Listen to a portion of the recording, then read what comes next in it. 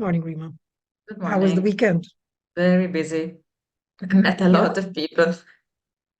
And of course, when you meet so many people of different backgrounds and different schools of thoughts, you have so many reflections. And my reflection for this weekend is,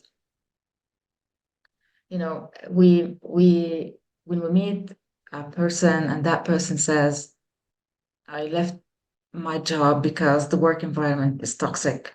And then 2 months later, I broke up with my other half because they were toxic. And then their friendship won't last 3 months maximum. So when do we know that we are the toxic party? And how do we change that? Because, there's a repetitive phrase that I see everywhere. Oh, stay away from toxic people, stay away from toxic people.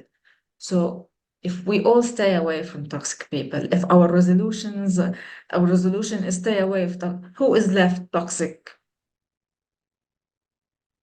I think that's a very, very interesting question. And the answer is not straightforward because if you come to a realization that you are the toxic person, you're no longer a toxic person. I mean, that realization requires um, self awareness, introspection, um, the ability to recognize and be self critical of the things you do because you're looking inwardly and outwardly, and it requires intrapersonal and interpersonal intelligence to determine that you are contributing to the situation. The complexity here as well is that you, whether it's a corporate relationship or whether it's a personal relationship, you are the common denominator in that equation. You're taking yourself everywhere.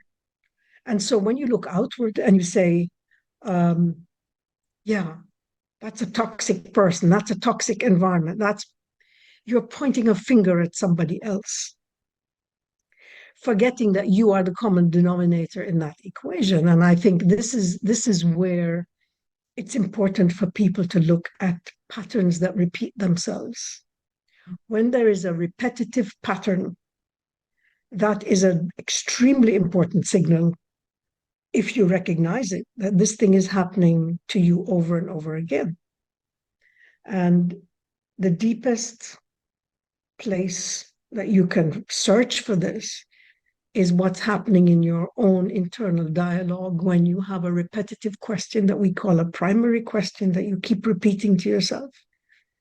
It's the beginning of a consciousness and an awareness that you are contributing. So the question might be something like, why does this happen to me all the time? That's a pattern. Or why do people always say this to me? That's a pattern. So the place to look is the repetitive patterns that are expressed in your own inner dialogue by that primary question that keeps recurring in your mind, and you haven't got an answer to it. When you don't have an answer to that question, it means you need to look further, or you need to have assistance to be able to look further to find out what is that pattern that's getting in your way and ruining your career or ruining your relationships or ruining your self-esteem. So it's not a straightforward answer at all. It's a very good question. And sadly, there are people who don't want the answer, who don't want to recognize the question, and who will continue looking outward for the cause of their unhappiness or the cause of their inability to achieve what they want. And I think, Mrs. Faye, part of the reason is that when we don't admit that we have gaps in our personality that we need to work on, so the moment we meet other people and we see that area where we have, where we have some questions about in ourselves, when we see that area fulfilled in the other person, So this is where the, you know, the disdain or the dislike begin. And without us being aware, we start to, you know, to run away from that relationship. And I'm not just talking about romantic relationship, any relationship we get ourselves into. So as long as we admit that we have some areas to work on, this really won't happen. But if we're just having like a blind window on our areas of improvement, I think this pattern keeps on repeating until we have that moment, the aha moment that we need to do something. That's not an easy thing to come to, and some people will never come to that all their lives because they don't want to. It's painful when you shine a bright light on your inner world and say, you know, I contribute. And the great value in being able to make that recognition is not that I can contribute. That's a great realization, because the second part of that is, if I contribute, then I control.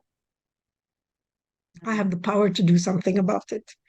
And that takes a lot of maturity. It takes a mind that's willing to listen and be open to feedback and criticism without an immediate defensive reaction that says, it's not me, it's you. And if I don't have what you have, it's your fault. You've taken it away from me, and I need to somehow take it back from you. That is a destructive relationship by any measure, regardless of what it is. Mm. And in coaching people and talking to them and going deeply into their world, which many of them are gracious enough and trusting enough to share with me, you can see the battle that they go through to come to a realization that they have control. Because the minute you admit that you have control, guess what? You have to take responsibility. You have to take responsibility to take action, to change the situation you don't like. You have to stop pointing the finger at other people and imagining that somehow it's all outside of you. We've repeated over and over that 80% of the barriers that we face in our life are self-generated. Within us, yes. Yeah. But that's good news. It's bad news and good news, because bad news if you don't recognize it, because it means you have condemned yourself to an unhappy life, always looking for a cause outside of yourself, always looking for fulfillment outside of yourself. And when you recognize it and you are willing to do something about it and step out from that victim mindset, then that's an amazing journey of setting yourself free.